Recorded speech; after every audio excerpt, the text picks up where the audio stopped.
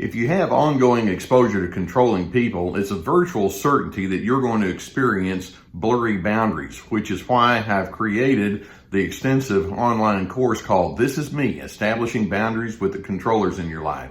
There's a link below that will give you all of the details, and I hope that you would find it therapeutic.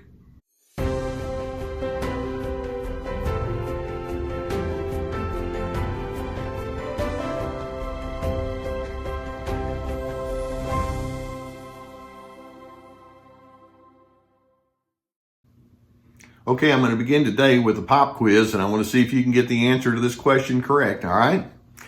The question is simply, what is the most frequently used word in any argument with a narcissist? That's real simple. It's that little three-letter word, you.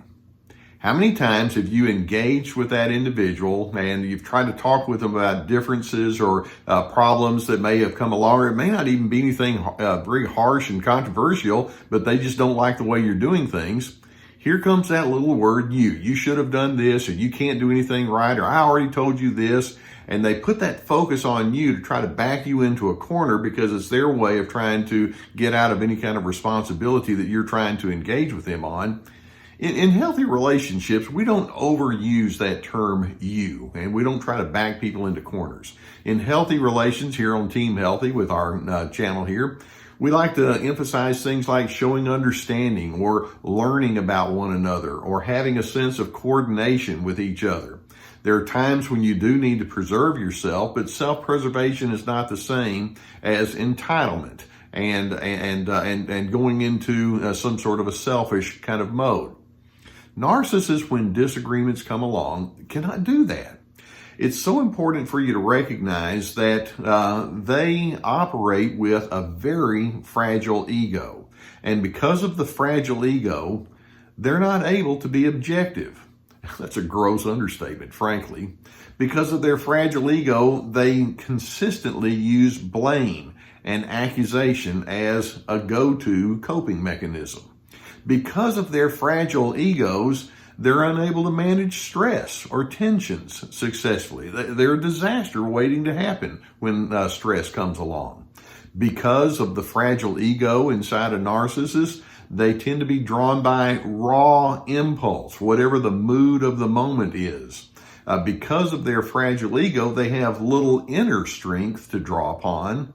Because of their fragile ego, they have a very shaky foundation of self-esteem that is guiding them. Because of their fragile ego, they have low regard or care or concern for the feelings that they generate in you and some of the hurt that they can perpetuate. It's all about that fragile ego that they bring to disagreements.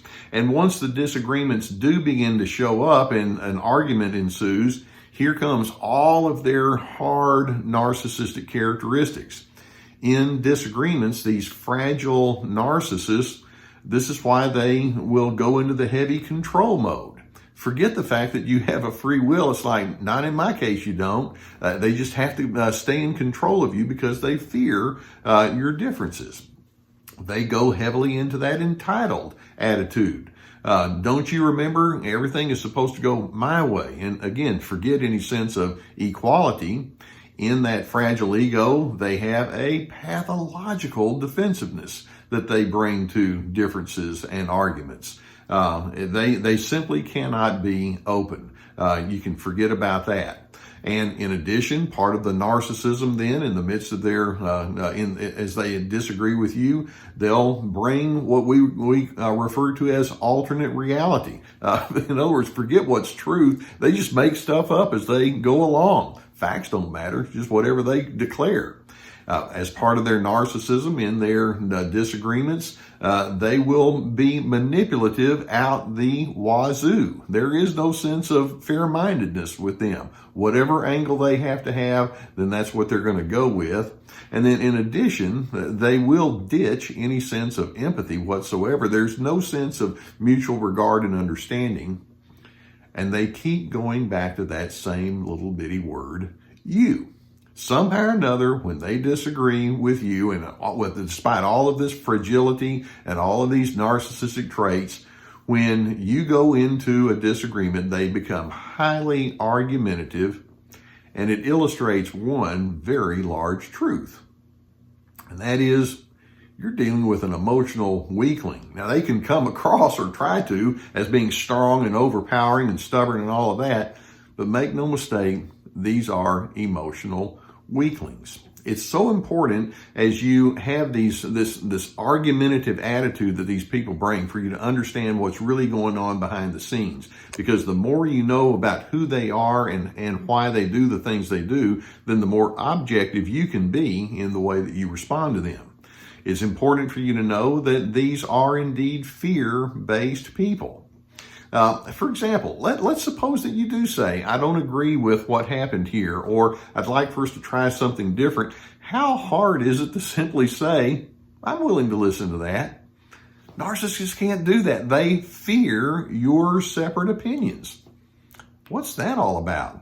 And it really comes down to their deep history of not knowing how to trust and having paranoia and worried about what you're going to do to me, when in fact you're saying, I'm just trying to come to terms with something that's different.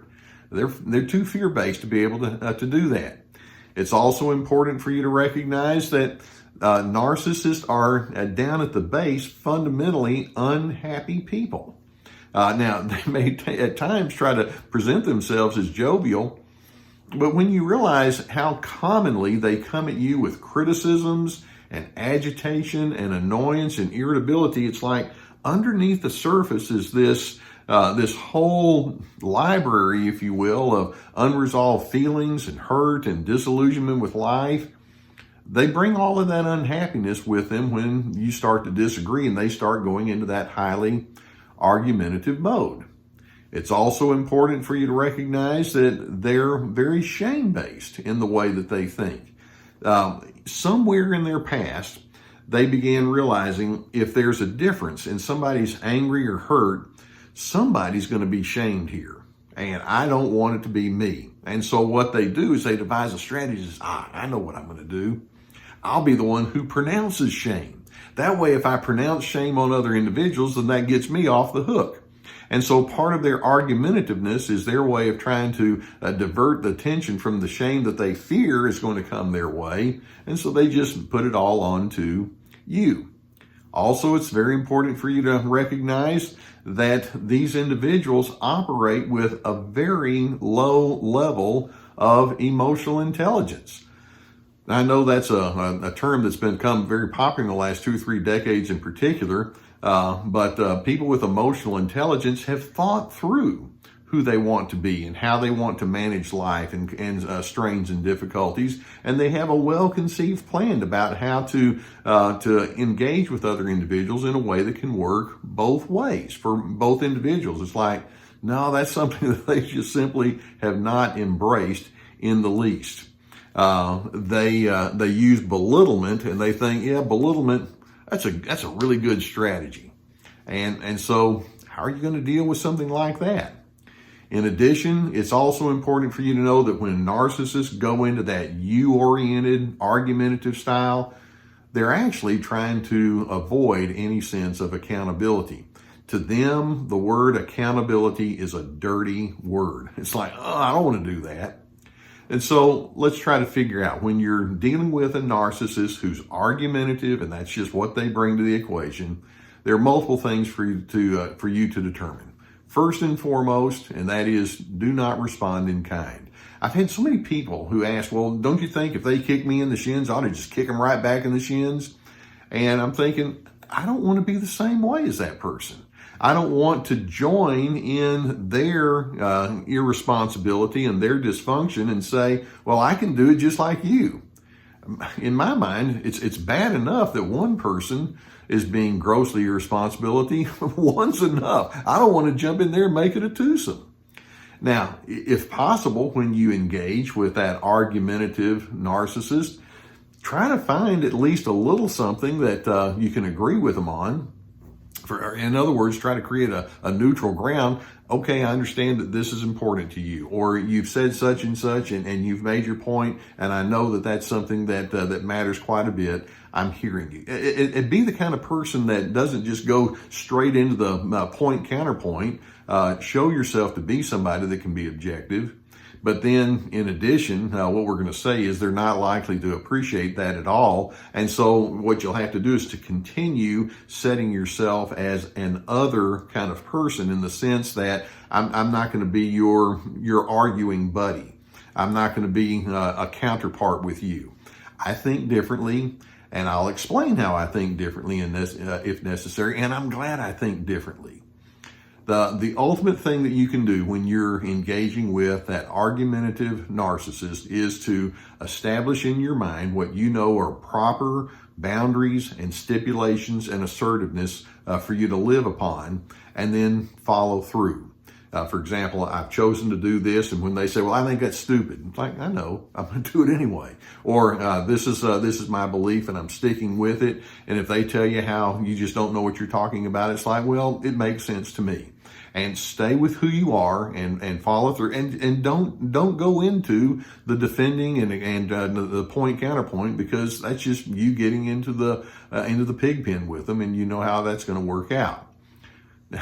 We're just going to say arguing with a foolish person makes you look foolish, and trying to convince someone is not a good relationship strategy. If I have to try to convince a person how correct I am, we're not getting anywhere. This is not a competition.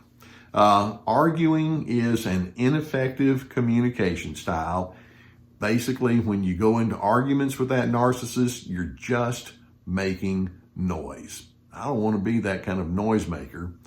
Instead, you owe it to yourself to stay dignified. Even if the other individual doesn't know how to do dignity with you, you're on team healthy. You can give them dignity, respect, and civility. And if that's not enough, then, like I say, you set your stipulations and you look for the exit. I hope that the videos such as this can give you some good food for thought and can help you understand, you're dealing with something that's bigger than what they're trying to make it out to be. There's a lot going on underneath a narcissist. And so if you hit that subscribe button, we'll have more videos that can come your way. I truly appreciate being a part of your learning trajectory, and I like you allowing me to be on your journey with you. Thank you for allowing that to be the case. Many times you'll think to yourself, I certainly have a need to unpack this with a therapist. And if you have someone that's available in your area, I would encourage you to seek that out. If you don't, we have a sponsor that can take you to online therapy. There's a link below that can carry you to that. There's a whole team of people that you can choose from. And I would strongly encourage you to allow somebody to help you sift this out, because narcissists are just known for just untangling things in your life in an unruly kind of way. You need that objectivity in your life. In addition, we have my courses, Free to Be, about setting boundaries. This is me, about establishing who you are despite the controllers. There are multiple videos and teaching points and questions that go along with that. It's very extensive and it requires a lot of work for you, but it can be highly therapeutic. Also, we have my books and other resources below. The narcissists, they're just known for being argumentative. They're stubborn. You can't get through to them. And the more you know about what's going on inside of them, the more you can plan cleanly how you're going to be the better alternative. And in doing so, you position yourself to be both a giver and one who lives peace.